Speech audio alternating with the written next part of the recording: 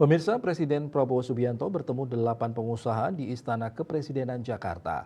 Pertemuan tersebut diantaranya membahas program makan bergizi gratis dan Danantara. 8 pengusaha tersebut memiliki latar belakang bisnis yang berbeda, mulai dari sektor pangan, properti, energi, keuangan, dan manufaktur. Prabowo Subianto bertemu 8 pengusaha di Istana Kepresidenan Jakarta.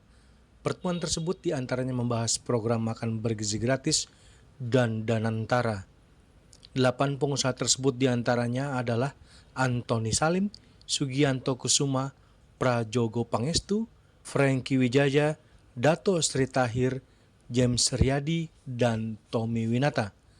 Masing-masing memiliki latar belakang bisnis yang berbeda, mulai dari sektor pangan, properti, energi, keuangan, dan manufaktur.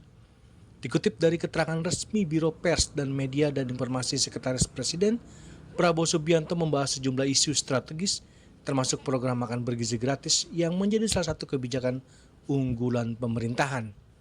Perbincangan juga menyinggung industrialisasi dan pengelolaan investasi melalui Badan Investasi Danantara. Selain itu, Prabowo juga membahas infrastruktur penguatan industri kecil hingga upaya swasembada pangan dan energi. Jili Suharto dan Ketut Sumadiasa melaporkan.